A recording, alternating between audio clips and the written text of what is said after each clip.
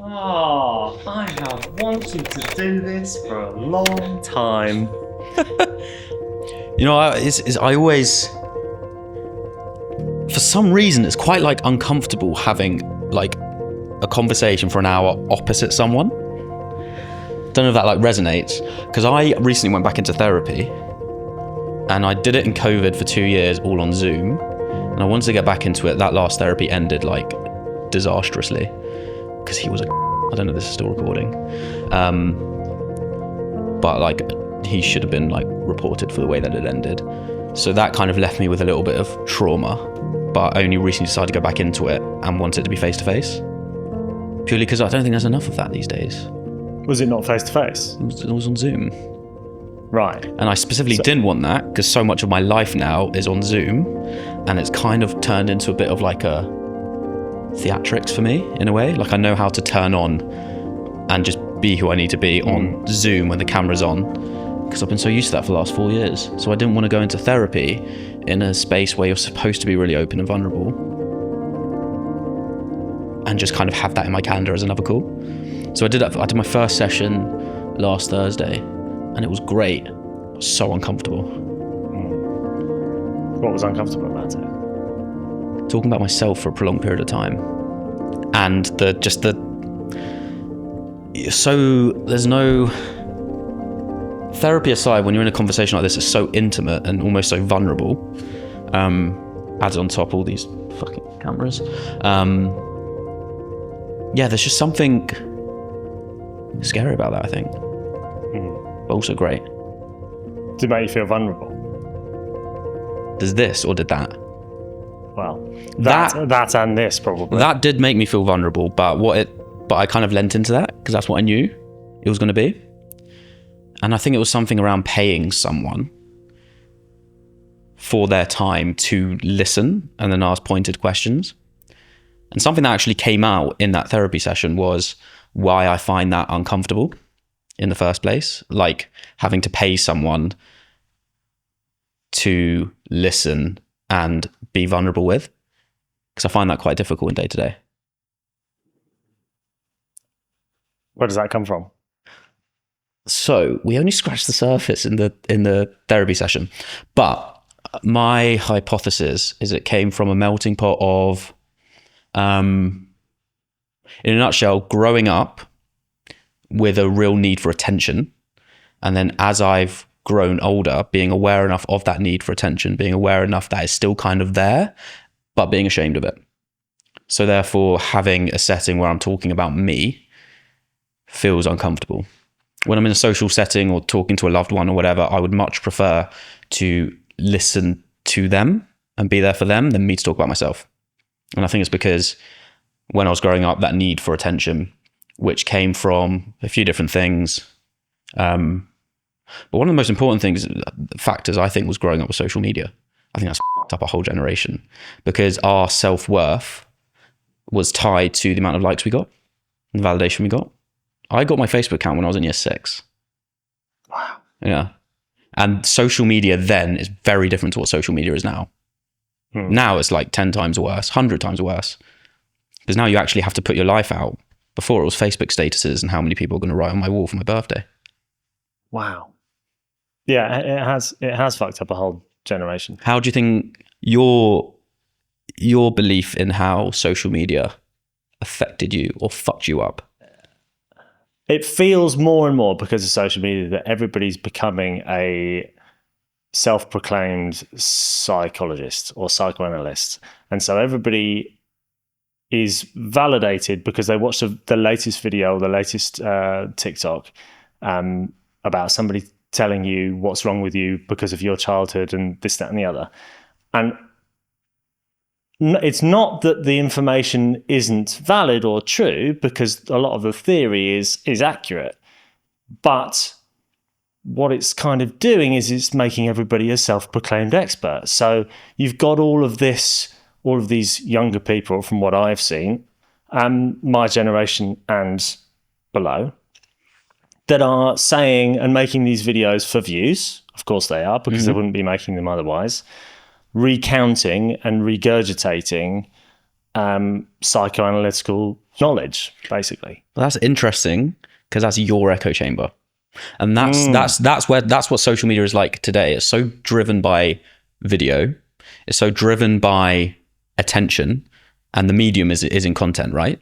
So because the algorithms are so fucking good at picking up on what interests you, it's kind of like with confirmation bias. We pay attention and resonate with things that we already know to be true. So the example you're probably stating is more along the lines of you seeking out psychoanalytical type content. Because I find it very interesting. Because you find it interesting. Yeah. So therefore that is your view on social media. That's informing your worldview. And every millisecond that I spend watching that bit of social content, it feeds me more of that. Yeah. And that content gets more extreme. Yeah. Because it keeps me on the platform and it keeps me watching videos, which is what the platform wants you to do so it can monetize you. Absolutely. So as somebody who makes content for a living, for other people and other brands, where's your moral compass? How do you feel about contributing to that?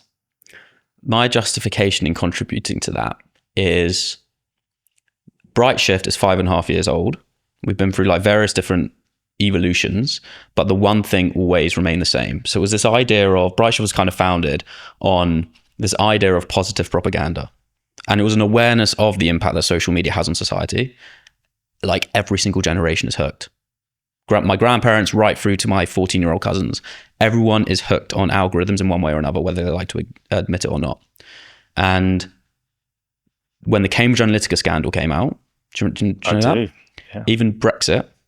And it was revealed that all of that was orchestrated through a clever approach to social media, which divided people's opinions, divided nations, and basically took advantage of the link that social media has on society for negative gain.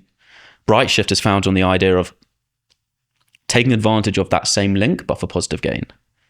So by only working with the businesses who deserve to win. So working with the businesses whose mission in their own right is to make the world a better place. And 5.5 years ago, I saw that as a trend because of a shift in consumer behavior, a shift in a new generation of entrepreneur who are starting their own businesses. And now you see it a lot of the time. It's like a prerequisite of there needing to be an element of social good, social purpose. And it can come through like two avenues. It can come from a direct result of that product or service existing. Just as a direct result of it makes the world a better place. Flow neuroscience is a perfect example. Absolutely. But then it's from like authentic social responsibility.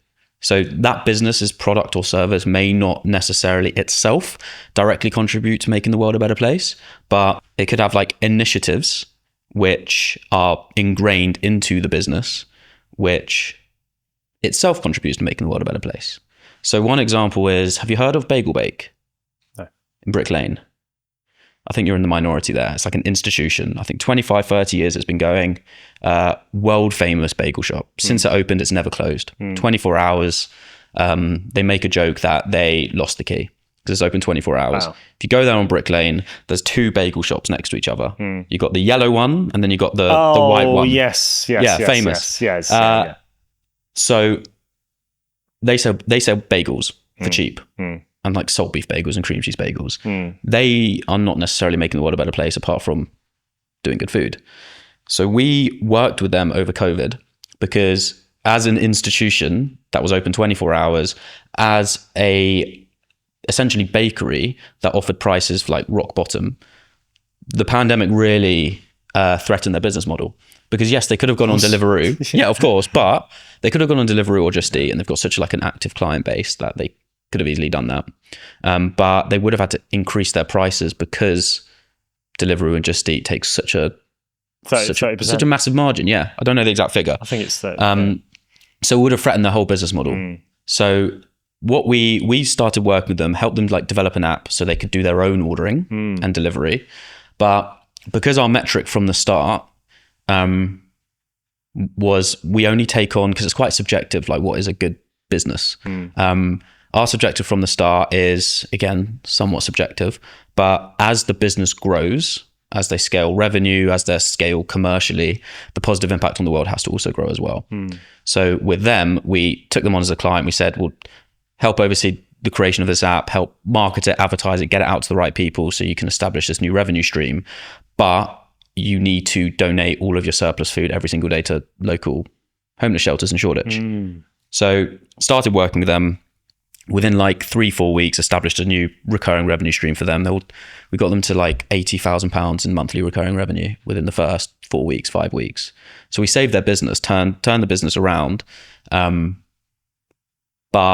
as a result, and to this day, they donate around 150, 200 products every single day to local charities and homeless people. How does that make you feel?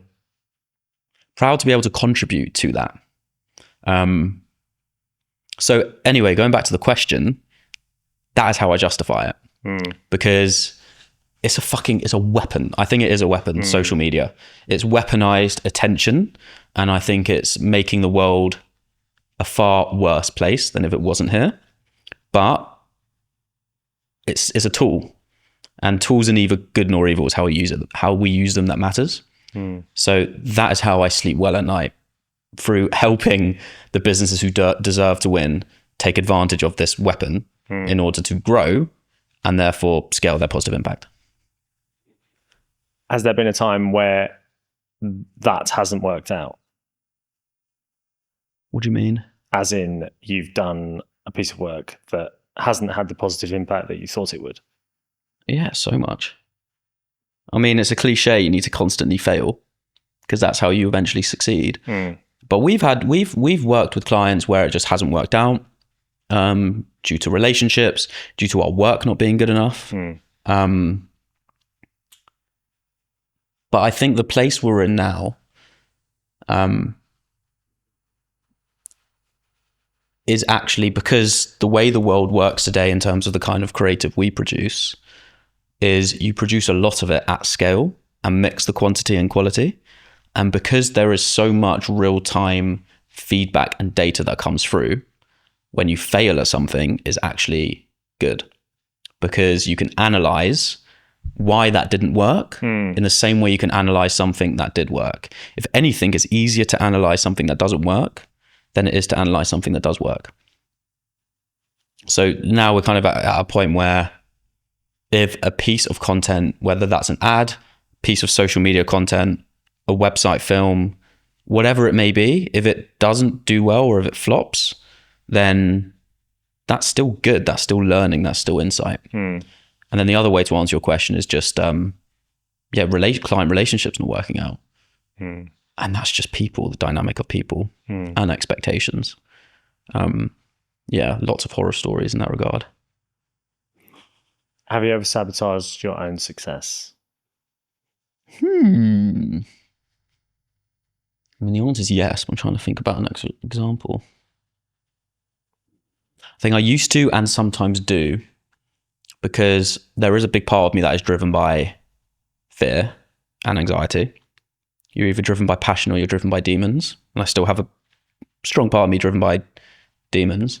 That then brings a need for control and a need of over-analysis and a need of over-preparation, which can get in the way of collaboration, human collaboration. So like an example of this is wanting to be all over something, because I'm really passionate about what I do. And I'm also very focused about what I do. So I can sometimes be very suffocating when there's something I've got a focus on. And I am aware that this is a negative trait. So every new team member we bring in, this is one of the first things I talk about when we're even interviewing. But I can take up a lot of the space and create a little bit of angst and anxiety in other people, because that kind of comes a little bit deep in with me. So I think the sabotaging, is that a word? Sabotaging comes from, maybe me not relinquishing control sometimes, and therefore not allowing other people to shine and collaborate, because I'm scared of what would happen if things don't go right. But actually, the best creativity and the best outcomes come from good people who trust each other, collaborating with each other. So something I'm working on. Thank you. You're welcome. So what do you look for? What about you? What about me? This is a two-way conversation, Well, Jack. sure. Thank you for asking. Absolutely resonate with demons. Mm-hmm. Absolutely, totally driven by, attention and fear of not being successful, fear of, as we talked about, we work together a lot now, and as when you interviewed me for Flow Neuroscience, talked about that, and earning love is how I put it together via 4 years of therapy. It's about earning love, because I don't feel I deserve love unless I earn it. But when you came to that realization, how did that change your day to day? Has it?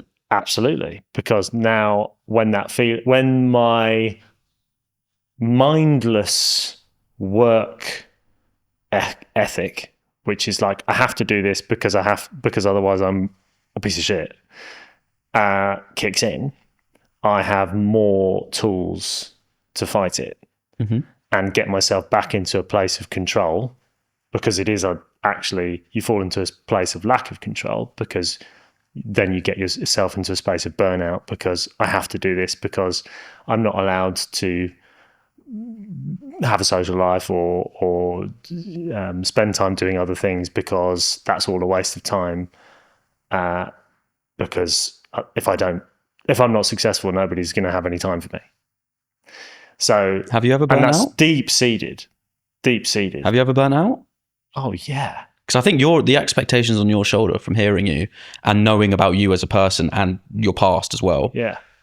I think those expectations are much heavier on you, and I can see that. Yeah. So have you ever burnt out? Big time. Big time. When was the last time you burnt out? How do you define burning out? Not wanting to go back to my desk. Yeah, fine. And I love what I do. So not wanting to go back to my desk is like, what the hell's going on? Mm-hmm. And that creates more fear. Yeah, absolutely. Because it's like, I'm not good enough. And then it's imposter syndrome, like everybody else can do this, and then social media binging, and then you're seeing all the success in the videos and the everything. I literally make videos for a living, so seeing all the brilliant, I can see a couple of, if I'm at that level of burnout, I can see, spend, all I need is 5 minutes on social, and then I'm in the pits, But I have now, through the psychoanalytical journey that I've been through. On Instagram? Definitely not on Instagram. I mean, there is some, when you have a positive energy to sit and actually digest and take in some of that, there's some great stuff out there. Like, obviously, you have to balance it out. Social media is not awful. It is the lack of balance of being able to stop and being able to analyze and actually think about it and have an opinion back, rather than just have it all thrown at you and just take everything for at its word, sort of thing. Because you don't need a license to put out a video about psychology, when actually somebody might have put a very convincing theory together about something because they've figured it out, or they've copied some other person's content or whatever, but actually that's not what you need to hear right now, or that's not right for you in this moment, because it might be right objectively for somebody going through that moment or whatever, but for you to hear that right now is actually going to have the opposite effect. It comes back to confirmation bias, though. Sure, it's so hard. I agree with everything you're saying, but if you see a piece of content that resonates with you in some way or another, you can very easily disregard it as, that's fucking rubbish. Or you could regard it as, say, that's really interesting, I'm going to take that on, because it's confirmation of your own worldviews. Sure, and if all you're getting eventually is confirmation, yes, absolutely, of your own worldview, and that's all that you're hearing, you think the world looks like that. And you've literally just done that for me, because I've said that I get all of this psychoanalytical content, and by the sounds of things, you don't. Well, I use social media like one way. So I don't post myself because of that attention thing that I spoke about at the beginning. If I were to post personally, I know there is a part of me that would sit there and fucking refresh to see who liked my posts. I don't want that, because that makes me feel worse than feeling good. Comes back to feeling seen, and I think that's a human need to feel seen. So I don't post or really consume social media with two On a personal level. on a personal level. On a business LinkedIn's level, different. obviously. LinkedIn's very different. Yeah. But on a personal level, there's two exceptions to that rule. The first is TikTok. I am a consumer of TikTok, but my algorithm is just like stupid shit, like funny content. Like my For You page algorithm is just so well suited to me that I just find it interesting, but I'm aware that it's a time suck. So I only TikTok on 2 occasions. 1, when I'm on the toilet. Damn right. 2, when I am, because I wake up really, really early. So on the weekends, I also wake up really early. So instead of me lying in, if I want to doze in bed, like me and my girlfriend would maybe watch a bit of TikTok. They're the 2 times I'd watch it and sit and watch it. The other exception to that rule is kind of not scrolling on social media. It's more like using tools to see, find, and take inspiration from different forms of content for what we do in work, what I do in work. In terms of personal social media usage, I never open Instagram. Don't even have notifications on Instagram. Yeah, see, like that kind of content, I would just feel guilty for watching. What, on TikTok? Yeah. I don't have TikTok, never installed You can't it. feel guilty if you're taking a poo. True, but honestly, my I don't want to say trauma is the wrong word, but my issue is ever present. You know, I generally feel guilty for doing anything that isn't productive. My need to be productive and to be efficient exceeds whatever drives a need to procrastinate and scroll Instagram or social media. And I think that's just the way I work. And again, that drive is, like I said before, a little bit driven by fear and demons, but more so 80% driven by passion, enthusiasm, and excitement. So what's at the end? At the end of what? Life? What's at the end of that? What's at the end of this bright shift journey? What are you? I think that there's for any ambitious person, I think it's important to learn a lesson in your own, and it's a cliche, but it's not about the destination, it's the journey. Massive cliche, right? And I think that's a classic piece of advice that you can't really resonate with until you've gone through it. So you see like celebrities saying, I got really rich, and then now I know because I'm rich that money doesn't buy happiness. Sure. It's kind of, you look at that and it's like bullshit. I think you need to go through your own version of that. My version of that, because I basically think I'm really lucky that I found what I really love doing at a young age and had the luxury of time to develop that into a business. And then the journey I'm on now, like a bit of a purpose as well. But my own journey to figuring that out was, I didn't go to university, driven by like complete naivety and smoking too much weed. I was like, I like just a profound sense of confidence in myself. I was like, I'll figure it out. And I set myself the goal of producing my first ad for a global brand by the time I was 21. That was a completely ego-driven, status-orientated goal. Because when I hit that, then I'll be seen, then I'll be significant, then I'll be the big dog. When Snickers. Yeah, when I was 19, we did Snickers. We did the first ever YouTube ads for Snickers. We did 7 of them. Felt amazing, elated initially, and then I fell into a bit of a depressive rut afterwards. Because that was the goal. And I was so short-sighted enough to not choose a goal after that. So when you hit that big goal and you don't have something else to strive for afterwards, then you're rudderless. And as an ambitious person, that's the worst. That's like the worst state. Yeah. So then that taught me, through living through that experience, then the message of it's not about the destination, it's about the journey really mattered. So that's when I looked at orchestrating a business and a life for myself that is unique to me and what I love doing and what my passions are, and can fulfill the part of me that needs fulfilling. So Bright Shift is not like, I'm not building it to sell. I'm building it to be a vehicle for me to continue to love what I'm doing, to be driven by passion, and to do it with other people. What do you look for in a creative hire? Passion. Because the number one thing whenever we hire someone new and they're like, what is it you expect of me? The thing I say always is to give a fuck about what you do. Like to passionately give a fuck about what you do, because you can't fake that. And you can only really do that in a space where you feel like your input is valued and recognized.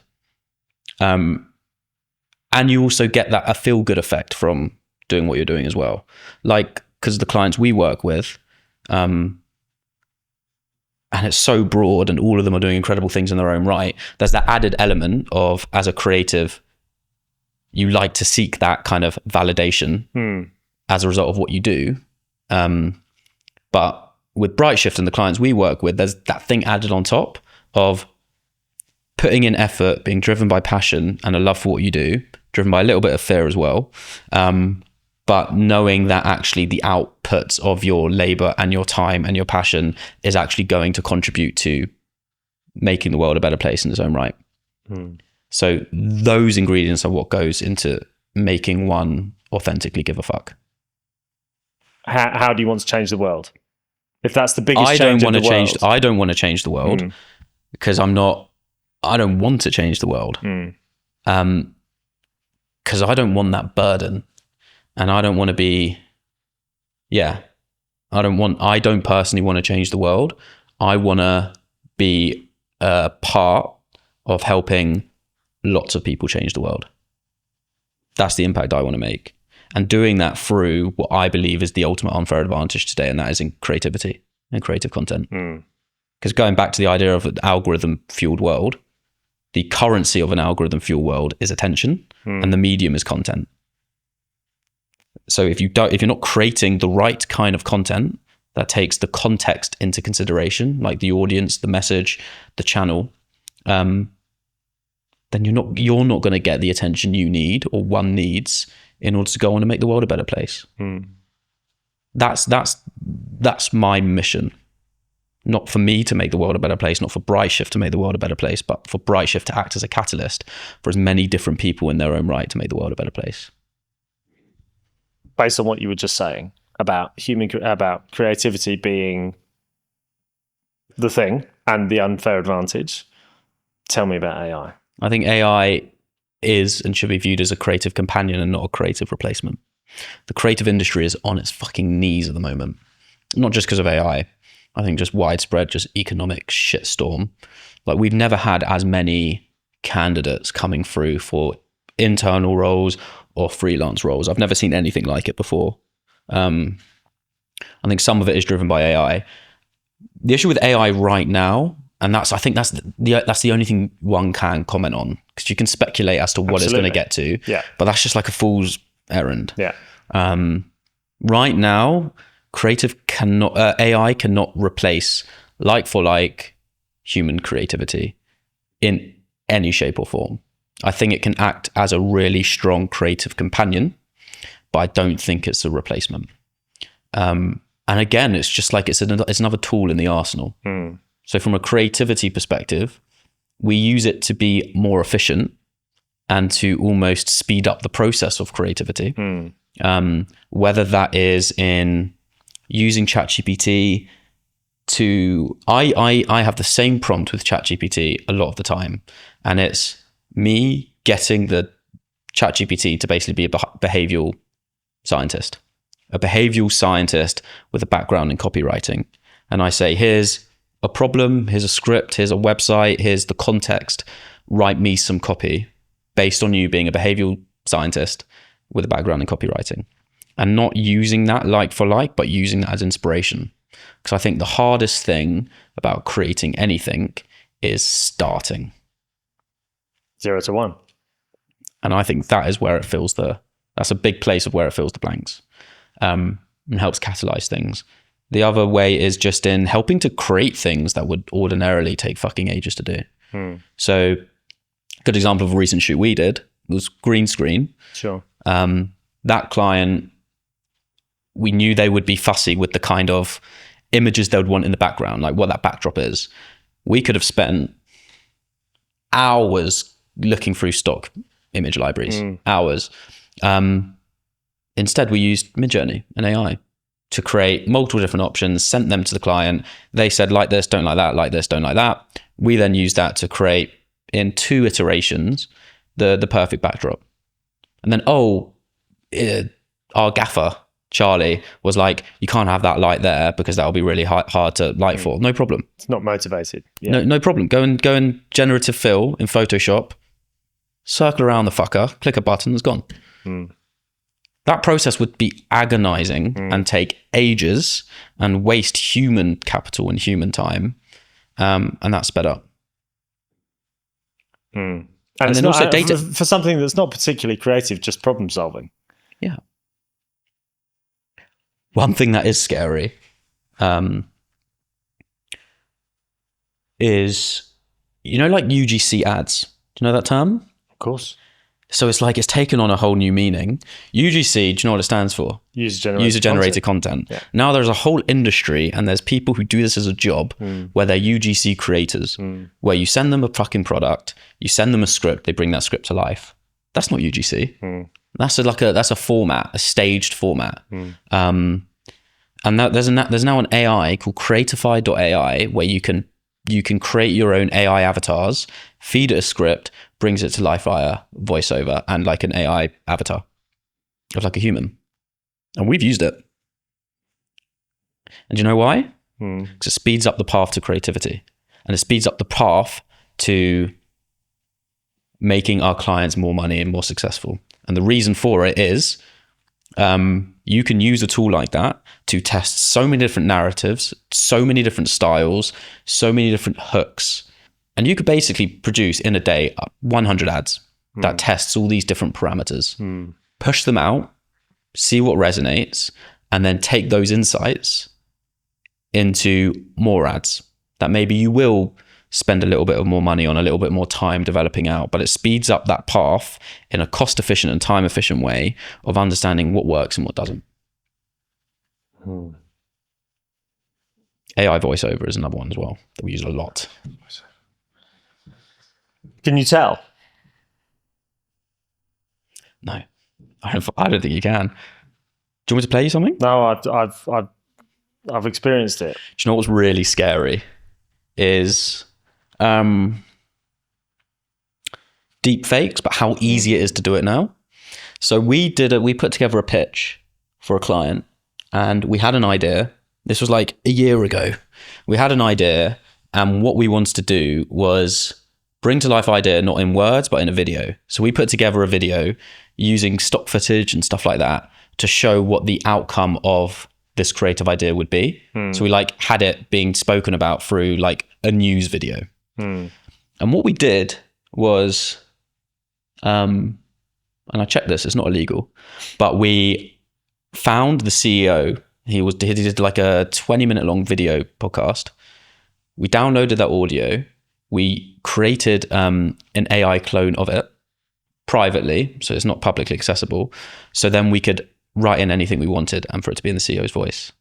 So we could get the CEO of this company, quite a big company, to basically say an announcement so it looked like a press release. Wow. Thankfully, it blew them away. But we did that in like minutes. It's easy. There's I don't know when this is going out, so it's probably going to be hugely irrelevant. But are you following? No, you're not, because you're not on TikTok. But all the political TikToks. I bet it's extreme. Fascinating. Because like Labour, Lib Dems, Conservatives, they've obviously all hired these like Gen Zs who know how TikTok works, and they're all creating memes of each other. And I don't think this was actually from Labour or any opposition party, but you know Rishi Sunak's service, national service. Sure. They used AI to like recreate his voice and create an avatar out of him, where like the hook was Rishi Sunak breaking down his vision for national service, and it was basically him with this whiteboard, and like had like a Fortnite map out, and it was like, right, the year 7 start. I don't play Fortnite, so I don't know the lingo, but the year 7 start here, and then the year 10s are dropped here, and then the year 11s are here in the center, and then there's like drawing lines, and it looks. I mean, you can tell it's AI, sure. but it's fucking funny. And comedy, and having a laugh is all ever present for that generation. Like if it's a meme, then it has traction. Humanity is always going to respond properly and indefinitely to humanity rather than robots. I sort of fundamentally believe that. But I feel like we are gonna hit a point where AIs are engaging with each other. And then, I saw a thing about how the next thing for Bumble's CEO is you're going to be able to create your own dating avatar, and then your dating avatar is going to go off and have dates with other people's dating avatars. So Black Mirror, isn't it? And then you're just going to be sent the best results, so you don't waste your time dating. Have you seen that episode of Black Mirror, Hang the DJ? I haven't. I've watched one episode of Black Mirror, What? And it affected me so much. Okay, can I guess which one? Yeah. Was it the one where the Prime Minister had to fuck the pig? No. Okay. Thanks. Was it White Christmas where he was stuck in the snow globe? No, it was the eyes, where everybody had cameras in their eyes and could replay memories. Interesting that you were so affected by it. Why were you so affected by it? Just the psychological aspect of how that changes how we interact with each other and what that means and what we are able to do, what technology has enabled us to do that we weren't built for. We're not built. I mean, you could make that argument now. Absolutely, absolutely, and I know that. And I remember when SatNav came out. I was like, anti-SatNav. What an idiot. What an idiot. I was like, oh no, you're only a real man if you use a map. And now I'm just like, what a wanker.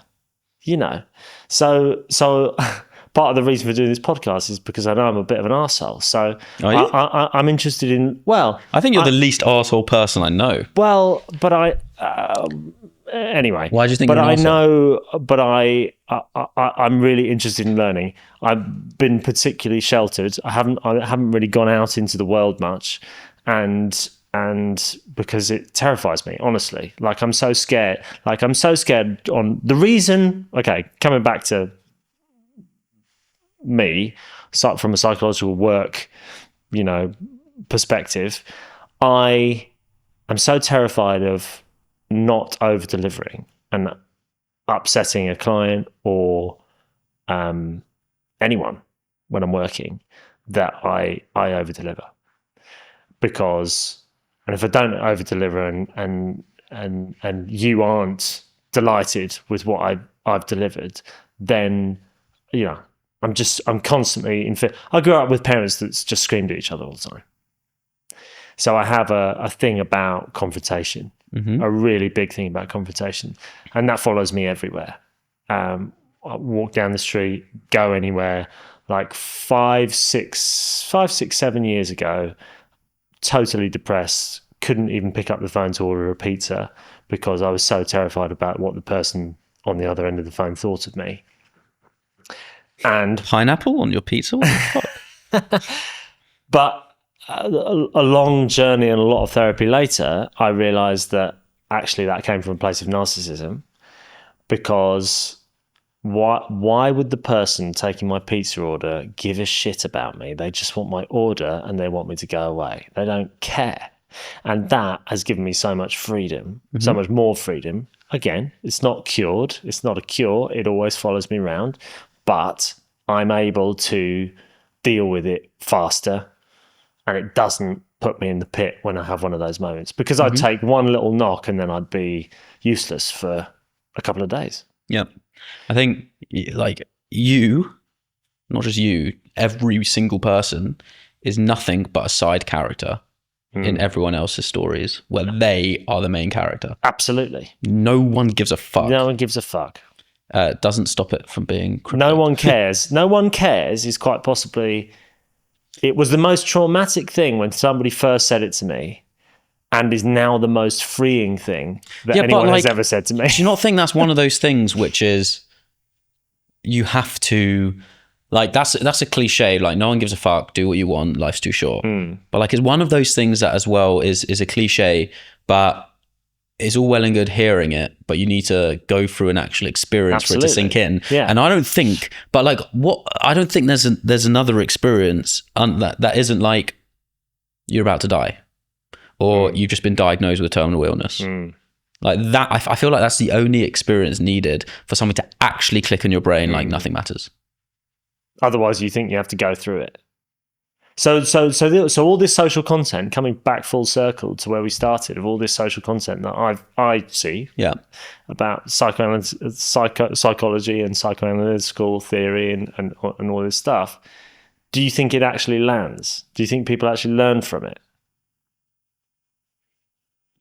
You can't really answer that. I think, people learn from it, but like as you're saying, on a fundamental level, like on a changing perspective and mindset level, because they're being taught it rather than have to go through it. Because when you originally asked that question, I like attached a positive association to the word learn. It also has a negative connotation. It depends how much you're consuming it. If you're consuming content that feeds you with a perspective, and it's a perspective that aligns to your worldview, then you are going to learn from that and you're going to pick it up. Andrew Tate's a perfect example. I was mortified when my 13-year-old cousin, he was watching Andrew Tate. Yeah, 100% you learn from it. Is it, the time you spend, you are the people some of the people you spend most of your time with. Couldn't be more true.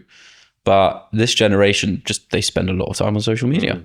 So they are some of the people that they follow. I mean, 9 hours a day. 9 hours a day. Like, you look at screen time stats, and you talk about what is reality to that generation and our generation. It's every generation. And every generation. My parents are obsessed with Facebook. Yeah. Like, I think, but like middle-aged people are addicted to Facebook. Absolutely. Like, more so in a different way, but it comes back to everyone's addicted to algorithms. Those algorithms could be like a news app. My mum's on Reddit.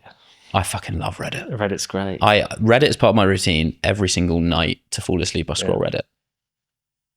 Tell me about traditional creativity. In what context? The art world, the filmmaking world, all of these pre-social media, maybe pre-internet, so art, sculpture, the arts.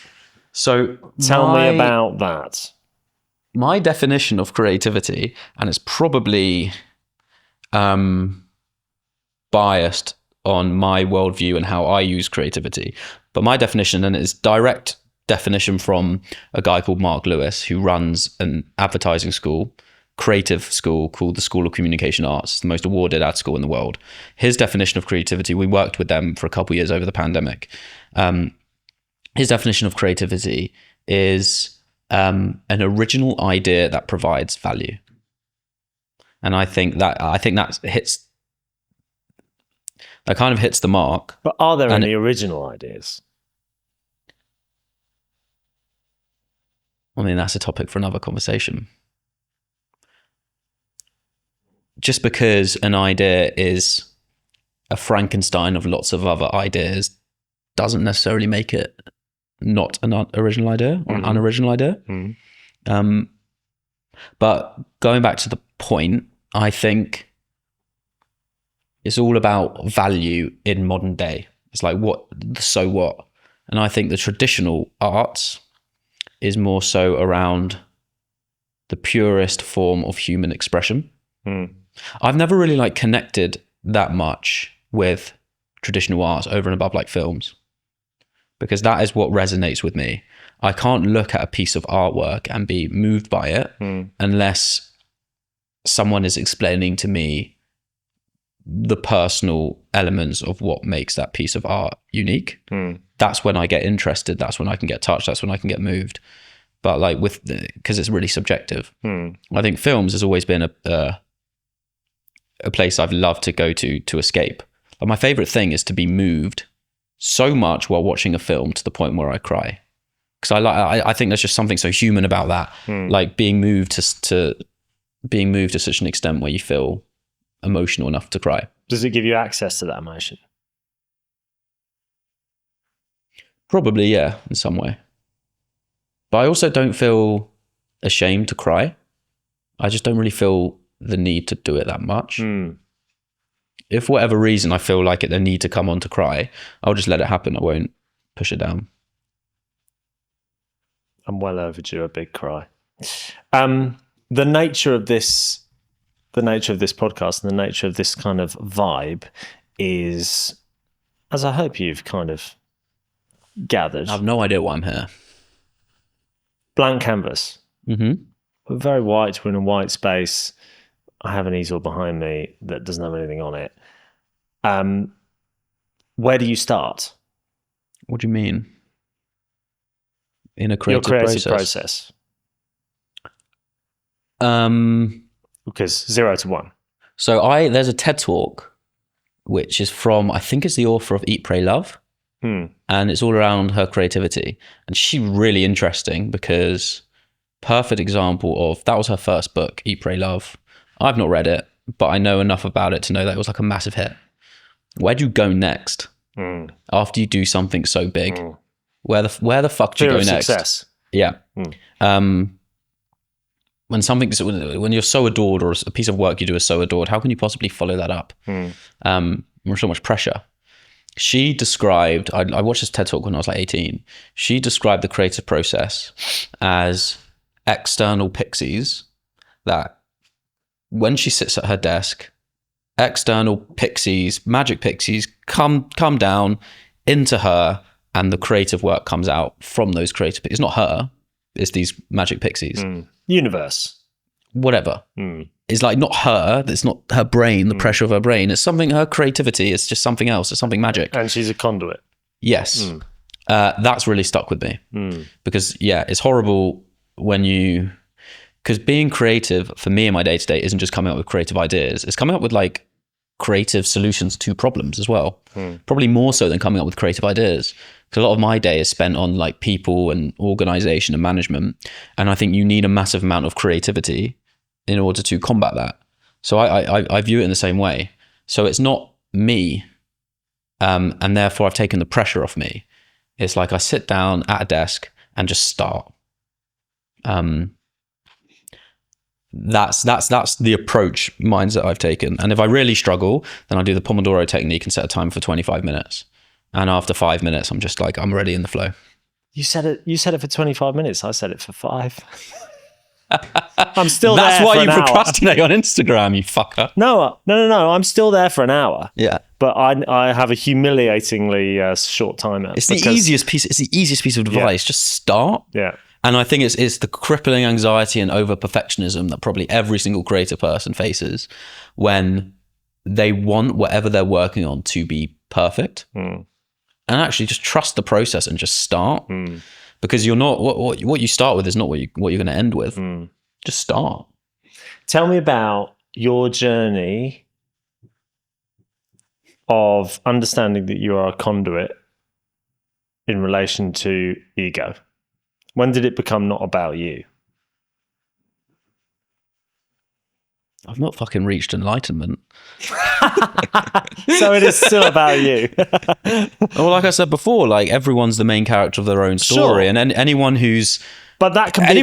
but like anyone to think that they're not is egotistical in their own right to another plane. And narcissism and all those wonderful words come to the fore. But that can be debilitating and and get in the way of creativity and productivity and everything that you stand for. And I do not see that. That doesn't seem to get in the way with you. I mean, there's been the odd instance where, you have a plan and then that plan is absolutely brilliant, but it's also what has to happen in your mind.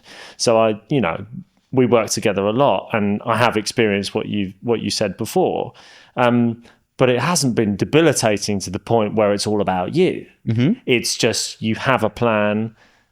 Because it is okay. So it's about me, but in an indirect way. Because it's actually about the output and doing what's best for the client, the brand, the project. But the output represents you. That's why it kind of links back. Yeah. Because I get my satisfaction from getting validation, from doing good work on both sides. Like us having a strong enough relationship to like sit down, be here on a Saturday, have an open conversation like this, to the same extent of having a good relationship with a client. Both of those is like validation to me. So my way of getting that is driven by focusing and having control over the output. Like on a production shoot, for example, I'm not debilitated because I'm not doing that for me. I'm doing that to create the best outcome and output, which then will come back full circle and give me what I need. Does that make sense? It's not negative because it's not getting in the way. It's positive because it's leading to the result that you want. I'm also super conscious of not creating a dynamic, because I've definitely worked in dynamics which have been really toxic and negative. Sure. So probably to my detriment, I'm over the top in ensuring that isn't the case for anyone that I work with. I mean, I as somebody that works with you a lot, I don't feel that. I think, when we work together, I think we're incredibly productive. We get a lot done in a short space of time. That's what you're all about. And I think you're incredibly, you've isolated that workflow incredibly well. And it's a real pleasure. It's a real pleasure to do it. Well, it's like little things like making sure, and it's picking up on what other people you work with a lot need. So I know that you have a need to do the best you possibly can and over deliver. And I've picked up on that. So when we started working together, 3 years ago, like a lot of our processes and the way I do things when it comes to production shoots are very driven by stuff that you need, like you personally. Sure. So that's like influenced our whole approach to pre-production of like making sure things are really clear creative references, everything documented to the minute. So you can go into those shoots knowing exactly what's expected because of you. That's my role, really. Like the shoot happens in pre-production. Yep. And then the shoot is just about making it happen. And then making lots of decisions on the fly because shit always happens. But that's absolutely my role, dealing with catastrophe, dealing with issues, problem solving. That's all I see. That's my role, absolutely. And for somebody who, exactly, dealing with catastrophes is absolutely it. Obviously, stuff like personal things like death aside, when shit hits the fan and you overcome that, me anyway, I look back at those times of me overcoming that adversity, and that's when I'm most proud of myself. In what areas of your life are you happy to be good enough? Oh God, that's a really good question. Because all the important parts, I don't want to just be good enough. A well-rounded human being. I think that's what I'm happy to be good enough in. Because I think in my head, I'm only at a baseline level when everything is good and everything is perfect. And I think I need to learn to be okay if there is even kilter. Because you can't have everything ticking along and perfect. And I try my best to make sure that's the case. I'm a massive creature of routine and habit. That's your foundation. Need that in my life. So something that I think I'm okay with being good enough in is just being well-rounded, having everything figured out. So how do you deal with a break of routine? Not like too badly. It's just I don't feel like I can perform at the level that I expect myself to perform at. If you haven't been to the gym. Yeah. Or if I don't feel well and decide to sleep in a little bit. Or yeah, just any kind of breaking routine, mainly around the gym. Because we're all driven by the stories we tell ourselves. It's a story I've told myself, and I'm happy I told myself this story. Because in therapy 4 years ago, I came to the realization, it sounds really grim, but I drew the conclusion that whenever I'm not exercising regularly, I feel the worst in my head. My well-being is like negatively impacted. So there and then I drew the conclusion in a split second that whenever I'm not exercising regularly, it's a form of self-harm. And that like split second decision is now like the story that I tell myself. So now if I don't exercise every morning, like weekdays, I'm at the gym at 6, and I do like 6 times a week I go to the gym. Whenever I'm not doing that, it's a form of self-harm. So it's a good thing and a bad thing. I love it. I love that like part of me. I love that part of the routine because it's quite meditative for me. But I work in extremes. It's like there should be room in the middle for me to feel tired and want to sleep in a little bit instead of getting up at 5:30, and for that to be fucking okay. Good enough. Yeah. And I'm getting better. And not beating yourself up. Yeah, and not telling myself the story that because I didn't do that in the morning, I'm not going to be as effective. Because we're so like susceptible to the stories we tell ourselves.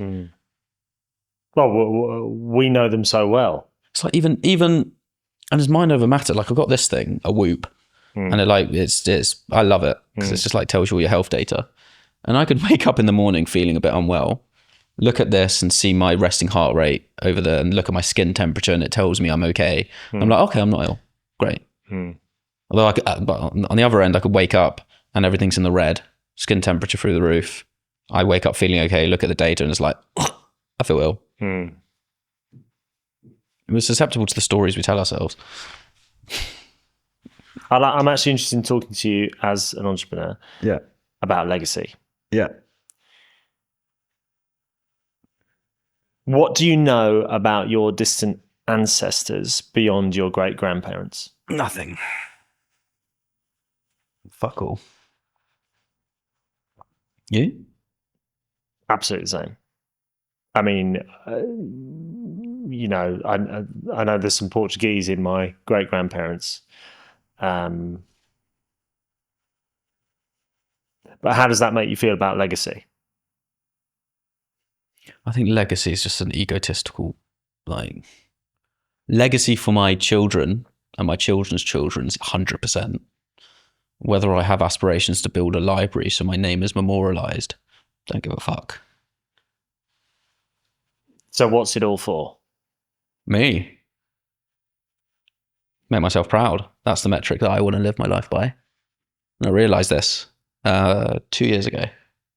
I want to live a life that makes me proud of myself. Because that's subjective. And I do this to create the best future for the best life for my future family. That's what drives me. Live a life that I can make myself proud of and set up my future family as best I possibly can. Damn right. That's probably the most succinct answer I've ever given to a really fucking hard question. Jesus. What about you? You just dreary on all the time, man, with your bloody answers. Jesus Christ. What about you? What about me? Again, my